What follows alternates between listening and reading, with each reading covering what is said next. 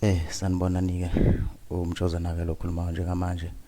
Ngiyanibingelela kuzo zonke indawo la kuzofinyelela khona leli zwi leli likhuluma njengamanje. Lo nibingelelayo kusibusiso sabo la kwamabanga. Isihloko sanamhlanje sithi-ke nje engabe usebenza kuphi? Njengamanje ngingwathe eNquthu, kodwa njengamanje ngisebenza angikho eNquthu. Cela ukuthi mthambile nansi ngoma kamjozana ethi eShowville.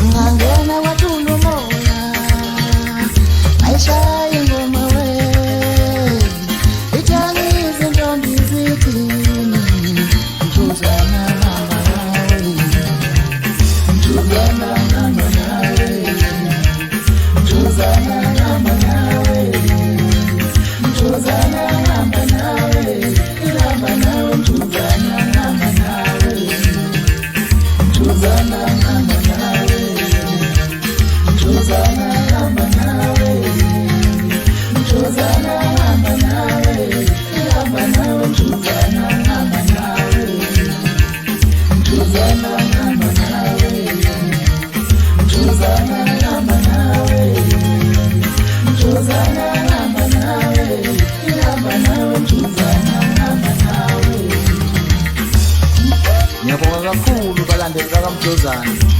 Ngibonge kuShowville, ngibonge nakuMpolozi Ticket College, bese ngibonga nakwi-Studio 2088. Ngibonga konke enisize ngakho umjozana. Ngibongela kakhulu.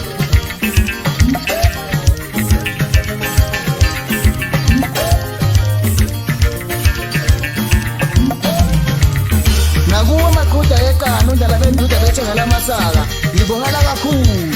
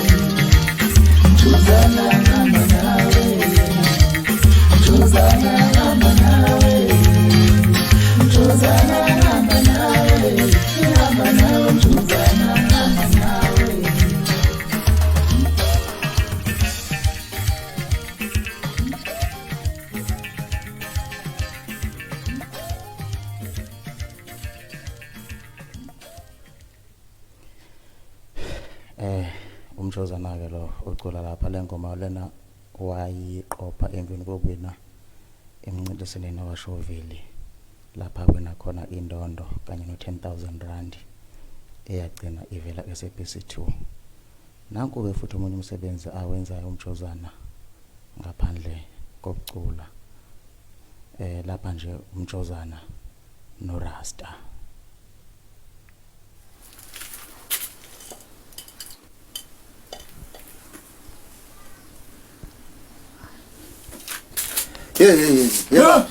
Mchazana kwa mchazana. Ndira sengibambezelile nje lapha ngiletshelwa ukulungisa iziphuzo hawo lapha mandoda. Indoda.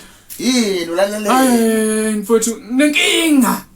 Angithi phela sizosigcina esikhulumile ukuthi nguthathe njengothatha njengorasta sithatha ubeke nje. Bezofeza lokho namhlanje. Oh. Manje mfowethu. Wendoda. Mana kancane ngithi ukufona la. Okay ndoda. Kancane ungabe lokhu ngiphuphela la emini. Ngisafona la. Wenkabi. Wayazi Rasta Thatubeke Phithiwa Ltd. Ngihleli naye lapho umnomzane lapha mfowethu sizasiqoke formal namhlanje siyeza lapho mfowethu sizobe sigibelele khoshana konje yini manje igama lemoto yakho. Mfowethu Rasta Thatubeke nje. Njalo ngisho inkampani ngisho imoto. Mfowethu Mauzen. Okay. Oh sorry mfowethu ya mfowethu so siyafika nje khona lapho manje nje mfowethu silinde ke ngase sekuseni lana mfowethu mhlawumbe ngabo ka12 bese silapho mfowethu. Ya mfowethu. Ngiqhubeka mfowethu busaxoxa. Mfowethu sengisikhathi. Ngiminyaka ngudla ngisebenza umsebenzi. Kodwa namhlanje ngivele ngisagudla kusemnandi. Qaza ne yabona bengikhuzela bengibiza kamnandi. Mana kancane ke. Ukhuluma ngephupho mhlamba noma ukhuluma ngento enze ngempela ukuthi angisathola kahle. Uvamsile vele ukudlala wena. Angidlala. Bengibhekile khoma. Ngiphekwayo ngudla. Intaba ngibona ngiyamukela. Mchazana unemkhuba unenkinga ukuthi ngikholwa sekunesikhathi neminyaka like kwavela inkinga yabo yaqhuma isonto. Aqhuma isonto. Mana kancane. Sihlangana nawe izolo ebusuku. Yebo. Ngizobhuka ukuthi mina ngithathele ifridge yami. Ngizokwazi ukubeka iphuzo. Sona leso siphuza. Kunjalo. Sivumelane ngokuthi mina sizovuka ekseni. Siba abantu abagqoka formali uze la endlini ngoba la endlini yami angithi. Yebo. Masifika la endlini yami wena bese uba umuntu owenze njani? Esihambayo nawe. Mchazana. Nenkampani yakho ithatha ubeke uyongilandela ifridge nami. Uzobeka la endlini. Khona ngizokwazi ukuthi siphuze njalo angithi. Ngoba khona nje. Okay, awuqhubekeke ukuthi uqhuma manje uqhuma kwesonto ukuthi kwenzakaleni angikuzwa kahle lapha ugazi. Ngiyabona wena. Yabona njengamanje. Ngisamanyaleni. Ngoba ngithaya ngisaqhuma isonto nje ngizama indlela yokuqhuma isonto sipele sinye. Yeah. Ngoba vele ngikhama neplan ngoba vele usomaqhele. Kade ushaya umsebenzi. Yeah. Ngena bu ngoba yana athi nile nje udakeni vele abhaje udakeni. Avela aphatha nje udakeni. Angisazi. Awukahle ilokhu i-event lelizobe sihamba ngalo uhlobo loni lelivelo hamba ngalo. Mfowethu awuyinto eziveni nje ngikuba ngenqola phela mina. Ngoba ngikube itude nje inqola. Ngenqola itrolli. Itrolli mfowethu. Hawu. Ukuthi uzokela ifridge ngetrolli. Itrolli mfowethu. Ngiqhube ingane nje itrolli. Uhlela ukuthi usingahamba sisigqoke musu ukubhedwa na futhi yabona lethi into zama kuyabhedwa njalo futhi uphuzo lesi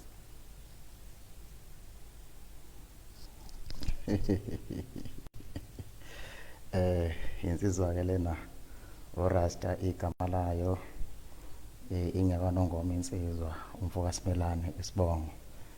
Kanti ake ngiphinde ngigijime ngeliso wethu nje manje ulande umkhulu uMathenjwa usebenzele Soweto eJohannesburg kuthi nje ukuhlanjwa kwethonga lesizwe ukuthi uthini.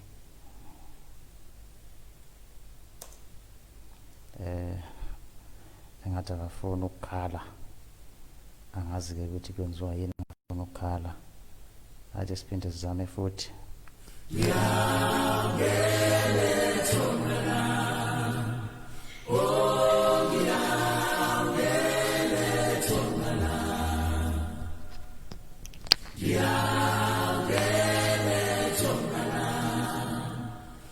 Thokozani Ndlondo Thokozani komavula kuvaliwe emizini amanye amadoda ashingishane zomoya nangena evubeni zabadoda nakhipha indaba. Ngiyavusela ithunyweni kubathandazi ngiyabingelela nokho ngokuhlukahlukana kwenu Ndlondo enkulu. Namhlanje ngithi asithathe leli thuba sike sikhulume ngokuhlanjulula idlozi noma ukuhlanjululwa kwedlozi.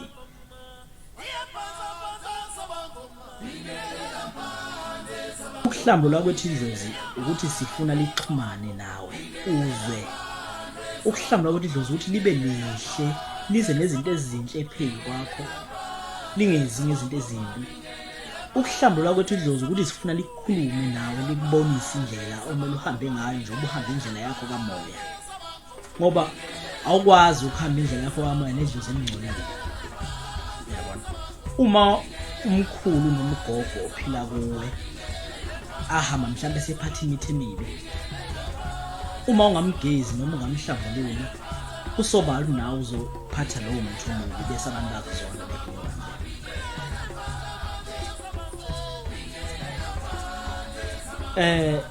Ukugeza idlozi noma leso sithunywa kuyahlukana ukuthi abantu bakho emzimbeni wakho bafunani bafuna ukugezwa kanjani. Ingakho sithi masisebenza silalela abantu bakho ayabami ayabagobela silalela abantu bakho ukuthi bafuna ukugezwa kanjani. Kuyahlukana kukhona abaye bafuna ukugezwa ngenkamba futhi labo bantu basuke bafuna bahlala ukuhamba abanye baye bathi gobwa ngoba kodwa ngoqiniso sisuke sithi inkamba kukhona abafuna ukugezwa kanjani. Bese uba khona idlozi elifuna ukugezwa emanzini esizibeni ikakhulukazi uma uphethwe idlozi lasemanzini. Elo dlozi la elifuna ukugezwa ngamanzi isikhathi esiningi ukuthi lihlambulwe uselikhuphula likhulume nawe likwazi ukubonisa izinto. Idlozi sigezelane siyazi sokuthi ogogo bethu omkhulu bethu baphila ngesikhathi sakudala. Abanye babo bahamba bexabene. Abanye babo bahamba sebephatha imithi enzima imithi emibi. Abanye babo bahamba sethu ukuthi sebekhiphe umphefumulo. Manje into eyayisenza ukuthi siyobageza yileyo ukuthi uma ngabe umkhulu noma ugogo kuphethe ahamba esephatha umuthi omubi siyawugeza lo muntu ukuthi ungaphazamisi umsebenzi wakhe. Abanye futhi bahamba sebenezifo ukuthi umuntu wahamba eselinyaziwe mhlawumbe wahamba ngengozi yemoto umuntu wahamba efaka ilungu. Sisuke sibagezela ukuthi lezo zici zabo bengabuyi nazo phezu kwakho ngoba mayifika lezo zici ifika lezo chitha hamba nazo angagezwanga zona ubuye bese uyacindezeleka kakhulu mase hlela emzini wakho bese ecindezeleka bese uhamba uba umuntu ongazuthi ufaka isichitho kanti akunasichitho yile dlozi elingageziwe kuhle uligeza ulibe lihle bese lahlahlanga hlanza kulihambe ngoba abanye uthola umuntu uphume ephehleni aligezanga idlozi uphume ephehleni umuntu esebenza inyanga ezimbili noma ezintathu emva kwalokho akasebenzi noma usebenze lezo nyanga emva kwalokho usubulala abantu siyathakatha lo idlozi elingabonisa kunenhliziyo embi kakhulu lesifihlo kodwa idlozi lakho manje hamba niphatha umuthi omubi silahamba selimaza abantu abangageza usobala uzofuna ukuqhubeka lapha eyazi manje kuhle ukuthi uhambe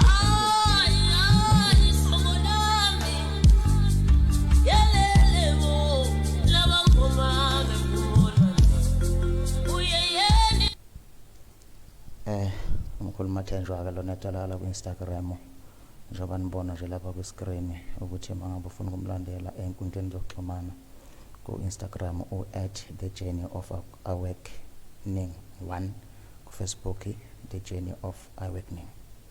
Khuluma Thenjwa, tholakala eSoweto. Kanti manje ke sigijime siqonde khona futhi sizwe umculo kaMjozana. Nansi ingoma ethi ngayishaya esikoleni kwangedla, ngayishaya ekhwesini eGoli kwacisha ugesi. Ake sizothi uMjozana uthini featuring Skhwebeni.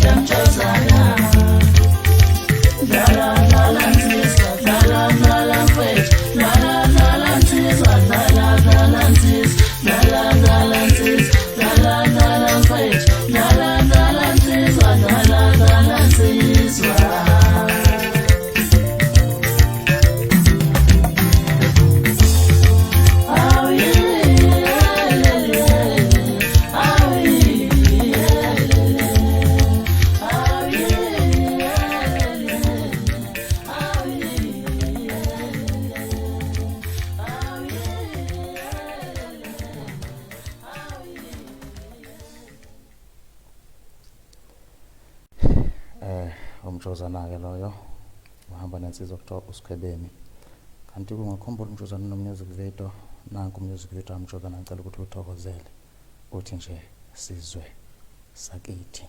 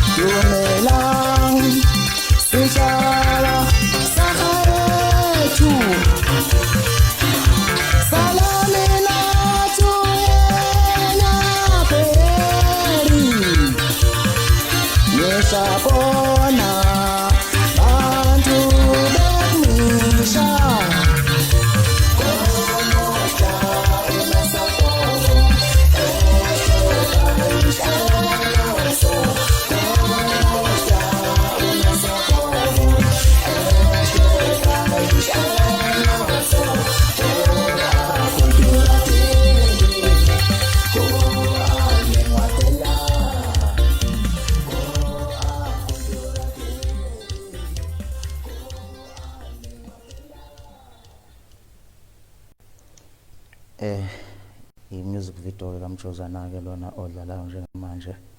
Ngiyacela nje uma ngabe ukuthi uyawuthanda umculo usupport uMjozana. Nansi ke futhi enye ingoma abantu abayithanda kakhulu ithi ngisemncane ngicabanga ukuthi ngizoba nemali ngicela ukuthi uyithokozele.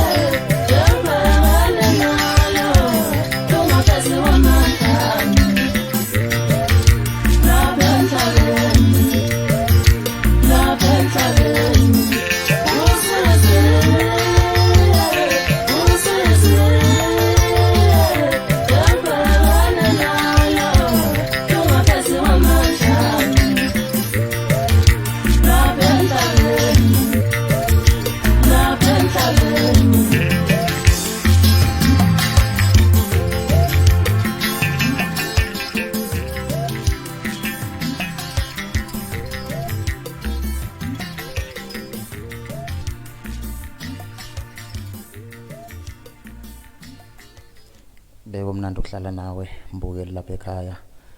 Nazi into kaze itrendayo. Emzweni nje emhlanje kuzobe kuphuma futhi ivideo yabo entsha kodwa ngizodlala mina episode 9 ngesimo sokuthi sengishawa isikhathi. Kuthiwa nje ufocus girl, focus. Cela ukuthi niwuthamele nisale kahle. Ane kwathi ngucele uzoba umnakwethu kulolu uthande ngulu. Hawu, ngikhuluma nganaye sizocijile ngakunika nethubu ukudela. Mina ngizoba ufakazi wakho. Cha mina ngiyadideka bafethu. Kufanele udideke nkosazana. Kwenziwa yini ukuthi igazi lenkomo libomvu kodwa ubisi libe mhlophe? Yabona ngizwele kabusha namhlanje. Ukunokubuza le kabusha ngcono uzogugela kulolu uthando lwethu. Kodwa ngobela kanjani esinsa ama wakho usomdala kangaka? Namhla sebeshisa abafani ubuyongilekelela sengiyocima umuntu wasemzini. Ngiyethemba usangizwa. Sahambisana futhi ngale kamanzi. Ntokazi emhlophe, khuluma naye. Khuluma nawe. Kuyokusiza ukuthi ungiphendule. Lokho kuyobe ngingasho ukuthi usuvumile. Ngoba ukuthula kwakho akukunike isithombe esihle emqondweni nasenhlizweni yami lapho kuhleli khona uthando lwakho. Ngiyakucela mfowethu. Ngicela. Kahle kahle ngicela ungidedele ngihambe mhlambe sobuye sisithole esinye isikhathi sixoxe kwamanje ngisadidekile.